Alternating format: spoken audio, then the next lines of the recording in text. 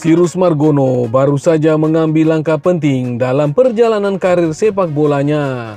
Penjaga gawang asal Indonesia itu resmi bergabung dengan klub dari Liga Kosovo, yakni KF Dukang Jini. Meskipun belum pernah membela tim nasional Indonesia, Sirus Margono terus mendapat sorotan dari publik di tanah air. Sebab dengan karir yang dimiliki di Yunani bersama Panathinaikos II, dia dinilai cukup layak membela skuad Garuda.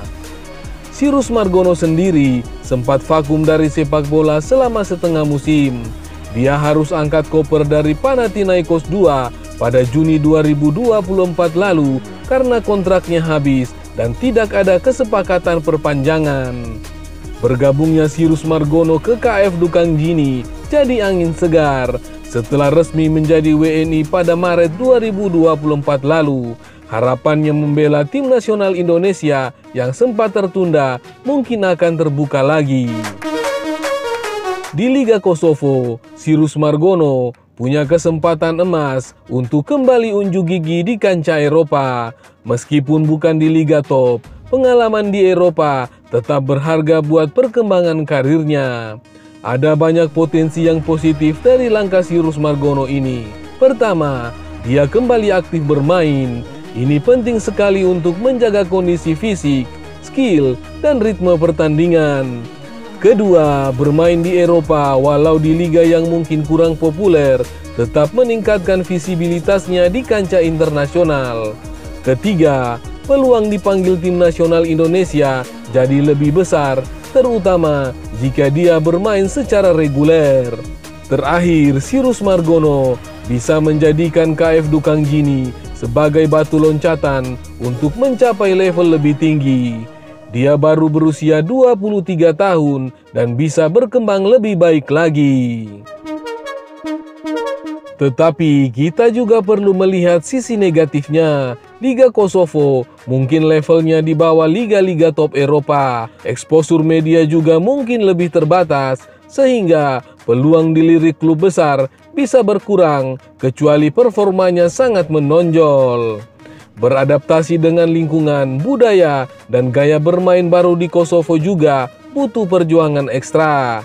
Dan yang paling penting, tidak ada jaminan kepindahan ini akan langsung membawa sukses besar. Masa depan Sirus Margono masih penuh ketidakpastian.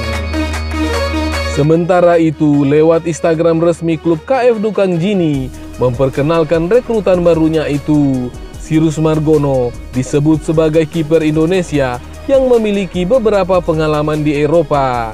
Nah, KF Dukang Jini mengumumkan alasan merekrut penjaga gawang berusia 23 tahun tersebut. Mereka mengatakan bahwa Sirus Margono sudah mengikuti trial sebelumnya.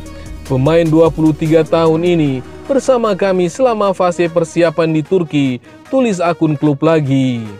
Di mana dengan kualitas yang ditunjukkan di bawah Mister Gawang dan kepercayaan diri yang dia peroleh selama periode ini, kami yakin dia menjadi kekuatan penting dan nilai tambah bagi tim, tulis KF Dukang Jini di Instagram. Sirus siap menghadapi tantangan musim semi, jadi kami mendoakan yang terbaik untuknya dalam warna hijau dan putih. Adapun KF Dukang Jini bukan tim sembarangan, kontestan divisi pertama di Liga Kosovo dan saat ini duduk di peringkat ke-7 klasmen sementara. Klub ini bermarkas di Stadion 18 Keshori. Meski begitu, klub ini pernah mengikuti kualifikasi UEFA Conference League di musim lalu. Sementara itu, ada kabar lain dari calon pemain naturalisasi tim nasional Indonesia Ole Romeni. Diketahui, Oxford United rela melepas dua pemain sayapnya pada detik-detik akhir tutupnya bursa transfer musim dingin Liga Inggris usai mendapatkan jasa calon pemain tim nasional Indonesia Ole Romeni. Dua pemain yang keluar dari Oxford United adalah Owendell dan Kyle Edward. Owendell dilepas ke klub Ligue 1 Wigan Athletic dengan status pinjaman. Pelatih Wigan, Sean Maloney, mengaku senang bisa mendapatkan jasa Owendell. Owen adalah seorang pemain sayap. Posisinya sama dengan Ole Romeni. Saya sangat senang bisa mendatangkan pemain berkualitas seperti Owen di tahap akhir jendela transfer ini, kata Sean Maloney, dilansir dari laman klub Wigan belum lama ini. Dia menyebutkan Owen adalah pemain depan yang pekerja keras dan berbakat, yang akan menjadi aset nyata bagi Aigen di sepertiga akhir ini. Saya tidak sabar untuk bekerja sama dengan Owen selama dia berada di klub sepak bola, ujarnya. Untuk Kyle Edward dilepas permanen ke klub Ligue 1 Stevenage. Edward juga adalah seorang penyerang sayap, namun juga bisa bermain sebagai gelandang. Setelah 7 kali tampil di Championship, Edward kini bergabung dengan Stevenage dengan status permanen, tulis pernyataan Oxford United di laman resminya. Kami ingin mengucapkan terima kasih kepada Kyle dan waktunya di Oxford United dan mendoakan yang terbaik untuk karir selanjutnya. Sementara itu, Oxford United mendatangkan 5 pemain di bursa transfer musim dingin ini. Kelima pemain itu adalah Tom Britshaw, Michael Helik, Alex Matos, Stan Mills, dan Ole Romeni. Ole Romeni didatangkan dari klub Eredivisie FC Utrecht. Dia bisa bermain sebagai penyerang sayap dan tengah. Posisi utama Ole Romeni adalah sayap, akan tetapi pemain kelahiran Nijmegen itu bisa juga di kiri. Pelatih Oxford United, Gary Rowett, memberikan tanggapannya soal pergerakan timnya di bursa transfer ini. Saya pikir yang telah kami lakukan adalah semoga saja dapat menavigasi jendela transfer kurang lebih seperti yang kami inginkan dalam hal tipe pemain yang kami datangkan dan tipe perpaduan yang kami datangkan, kata Gary Rowett dilansir dari Oxford Mail. Anda telah melihatnya dengan Tom Britshaw dan Michael Helik dengan sedikit lebih banyak pengalaman, dan kami telah melihatnya sebaliknya dengan Alex Matos dan Stan Mills dan Ole Romeni juga.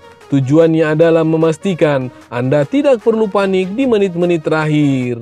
Beberapa tim dan beberapa klub akan menundanya hingga menit-menit terakhir dengan sengaja, berpikir mereka akan mendapatkan kesempatan yang lebih baik atau pemain yang lebih baik. Tetapi saya pikir kami adalah tipe klub yang menginginkan cukup mapan dan cukup terorganisasi, dan begitulah hasilnya. Apakah kami masih memiliki 1 atau 2 pemain yang akan diselesaikan? Kami memiliki sedikit minat pada Owen dan Kyle Edward. Ada beberapa klub yang tertarik padanya. Jika itu berhasil, maka ada peluang bagus bagi mereka berdua karena alasan yang berbeda untuk bermain sepak bola secara reguler, ujarnya. Sementara itu, pemain tim nasional Indonesia Sandy Walsh dihadapkan pada masa-masa sulit di klubnya di KV Mechelen. Pada Liga Belgia atau Jupiler Pro League 2024-2025, dia hanya bermain dalam 6 laga dalam 24 pertandingan musim ini. Setelah menjadi andalan Mechelen cukup lama, namanya perlahan tersisi untuk mengisi sektor bek tengah. Salah satunya karena kontraknya yang akan habis pada bulan Juni nanti. Spekulasi kemudian muncul bahwa Sandy akan segera meninggalkan Liga Belgia. Media asal Belgia, Gazet van Antwerpen, memberikan analisa terkait masa depan Sandy Walsh. Mereka menilai bahwa bek tim nasional Indonesia tersebut terbuka dengan tantangan yang ada. Tantangan yang dimaksud adalah menerima tawaran dari klub lain bisa menjadi jawaban tepat untuk masa depan sang pemain. Selain itu, masalah taktikal jadi alasan paling krusial untuk mendepak sang pemain. Walsh tidak lagi cocok dengan rencana Besnik Hasi, pelatih KV Mechelen. Tidak seperti Julian Ngoy, pemain internasional Indonesia ini masih memiliki pandangan akan tantangan baru, tulis laporan Gazet van Antwerpen.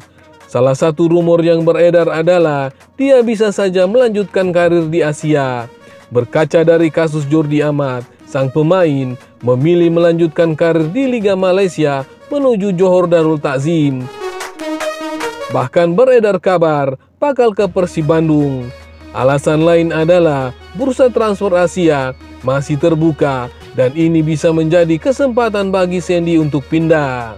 Bek kanan ini diminati oleh beberapa klub di Asia, di mana beberapa pasar masih terbuka untuk sementara waktu.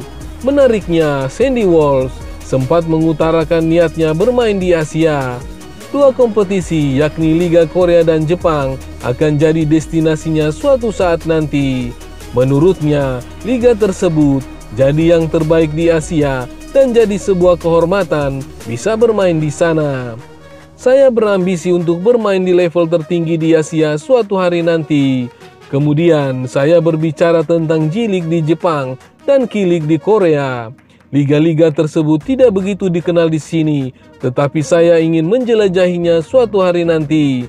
Jika ada tawaran yang datang, saya pasti akan mendengarnya, kata Sandy Walsh dalam wawancara bersama Gazette van Antwerp pada bulan Januari tahun lalu.